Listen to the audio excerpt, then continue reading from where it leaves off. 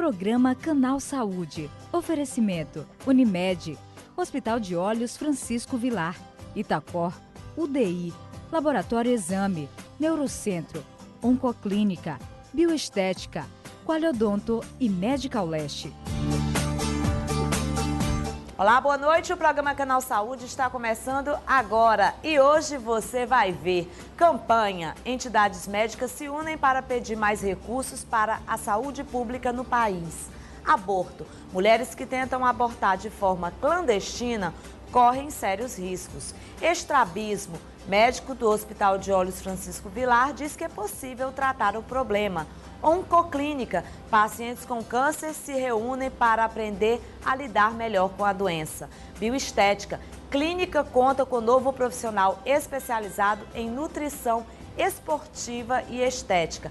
Festa. Profissionais da saúde e empresários se reúnem em um grande evento no lançamento da 6ª edição da revista Mais Saúde. E no Espaço Todeschini tem uma entrevista com a psicóloga Valéria Alcântara sobre a Semana Nacional de Combate às Drogas. E mais, tomar menos café alivia a TPM, é verdade ou mito? E o anticoncepcional DIU, é mocinho ou vilão? Tudo isso e muito mais a partir de agora no programa Canal Saúde, que está só começando. Não saia daí, eu volto já já.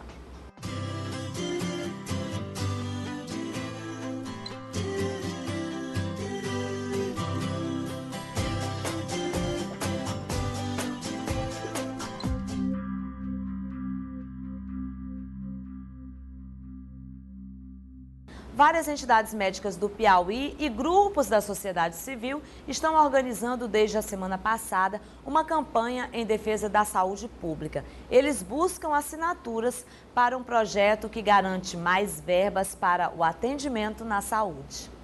Entidades médicas piauienses, em parceria com a OAB e a Arquidiocese de Teresina, lançaram na semana passada a campanha em defesa da saúde pública, um movimento que busca assinaturas em apoio ao projeto de lei que propõe o repasse de 10% da receita bruta da União para o Sistema Único de Saúde.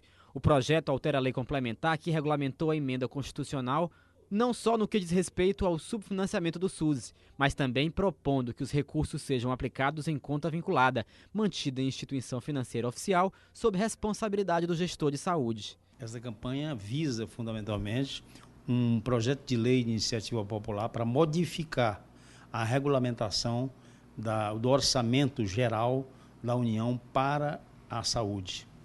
Nós vimos que a emenda constitucional 29 ela foi alterada de uma maneira tal em que deu-se responsabilidade ao município, 15% da sua arrecadação, 12% para os estados e a União, o governo federal, ficou por fora dessa regulamentação com medo, portanto, de aumentar a sua parte no orçamento popular, no orçamento da saúde. E aí nós estamos vendo, por conseguinte, a saúde num caos. E isso é que as entidades médicas, a Arquidiocese, a OAB, estão lutando particularmente, junto com as entidades populares, para que nós acabemos com esse problema na saúde, aumentemos o orçamento e façamos uma direção, uma organização profissional para que não haja desperdício no orçamento da saúde. O presidente do CRM, Fernando Corrêa Lima, explica que com estes recursos, o Estado poderá comprar mais e melhores equipamentos, manter programas de prevenção e cuidados, contratar profissionais, oferecer salários adequados a equipes e tornar o Sistema Único de Saúde realmente um modelo eficiente.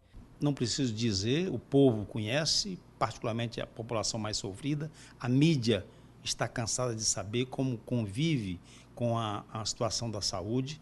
É preciso mais recursos, é preciso uma gestão profissional, é preciso que se dê mais recursos para a saúde e isso precisa ficar definido.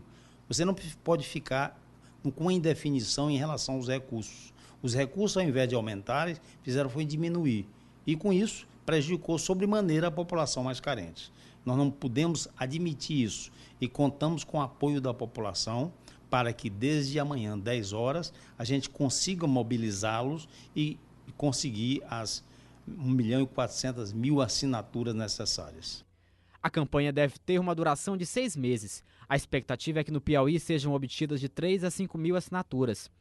Para a coleta dessas assinaturas, as entidades instalaram pontos nas praças públicas da cidade, como Praça Pedro II, Rio Branco e João Luiz Ferreira. Para garantir a tramitação do projeto, é preciso coletar pelo menos 1.500.000 assinaturas, 1% do eleitorado, distribuídos em pelo menos 5 estados, e apresentar o material à Câmara dos Deputados. Encaminhá-lo para o Congresso Nacional, onde esse projeto de lei de iniciativa popular é extremamente forte, poderoso, e que os deputados e senadores não terão a coragem de negar uma iniciativa honesta da população que busca somente a melhoria das condições de saúde pública dessa população. Cresce assustadoramente o número de mulheres que buscam fazer abortos de forma clandestina. Essa prática, além de ser ilegal, pode ser perigosa para a saúde da mulher. É cada vez maior o número de mulheres que praticam abortos clandestinos. Conforme números recentes da Pesquisa Nacional sobre a Interrupção de Gravidez, realizada em Curitiba, no Paraná, que revelou que 1 em cada 7 mulheres brasileiras entre 18 e 39 anos já passou por um aborto. Quando a mulher busca interromper voluntariamente a gravidez, a revelia do médico, ela vai tentar comprar clandestinamente. Não sei se ela vai conseguir comprar, se vão vender a droga certa ou não. Imaginemos que ela compre a droga correta e vá usar o misoprostol, que é o Citotec. Teoricamente, hoje, a gente pode considerar que seria uma das formas mais seguras de interrupção se comparada a formas habitualmente usadas no passado, que faziam com que houvesse a introdução de alguma coisa dentro do útero, uma sonda ou um outro tipo de objeto, correndo um risco enorme de perfuração e de infecção. Nesse particular, o misoprostol veio reduzir riscos. Ele é isento de risco? Não, porque ela pode evoluir com sangramento, com hemorragia e tem que ser prestada uma assistência no momento em que isso acontece. Mas eu diria que de todas as formas de interrupção de gravidez, pelo menos é uma forma que trouxe mais segurança para esse contingente enorme de mulheres, que a gente não pode fechar os olhos, que vem praticando o aborto de forma clandestina. Lembrar que a gente vive num país onde o aborto é proibido nessas circunstâncias, mas que, em se tratando de mundo, de planeta, grande parte dos países desenvolvidos tem uma realidade bem diferente da nossa, onde o aborto é permitido mesmo em circunstâncias banais, voluntárias, socioeconômicas, ou seja lá o que for. Então, normalmente, nessas circunstâncias, o aborto é praticado utilizando o misoprostol. Nesse caso, o que a senhora orienta à população, aos pais, com relação aos seus filhos?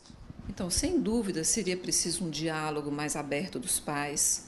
Mas a gente entende que se o pai ou mãe se sentem um pouco incapazes ou alguma dificuldade, seria preciso que uma outra entidade entrasse nisso, que é a escola, com a educação aberta nesse sentido, no sentido de evitar doença sexualmente transmissível, principalmente do mesmo tanto, a gravidez indesejada, e o papel do médico.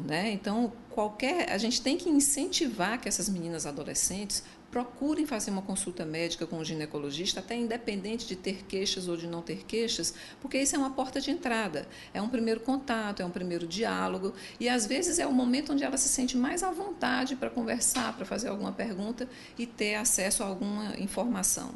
Então, o nosso papel do ginecologista para essa população de adolescente, eu acho fundamental, da maior importância. Então, é preciso incentivar que essas meninas, de preferência antes da primeira relação sexual, procurem fazer uma consulta nem que seja para uma conversa, não precisa ter medo, talvez nem seja necessário ser examinada, mas é preciso um primeiro contato para uma conversa franca e uma orientação nesse sentido. O estudo mostra ainda que, em mais da metade dos casos, as mulheres passaram a enfrentar complicações de saúde. Para saber mais detalhes sobre esse assunto, nós conversamos com a ginecologista Simone Madeira, que vai nos falar quais são as complicações que um aborto clandestino pode causar, além, claro, do risco de morte. O aborto é um tema extremamente importante. Talvez merecesse um programa inteiro só para discutir essa questão. Deve entrar na pauta de discussão nacional essas questões extremamente relevantes relacionadas ao aborto, principalmente no que tange à mortalidade materna que está embutida aí por trás disso. Então, o aborto praticado de forma clandestina, sem dúvida, pode resultar em algum risco para a mulher. Dependendo de como ele foi feito, em que circunstâncias, pode gerar infecção, pode gerar hemorragia e até sequelas mais graves, como o comprometimento da função reprodutiva e até a morte. Então, a gente frisa que isso é uma realidade.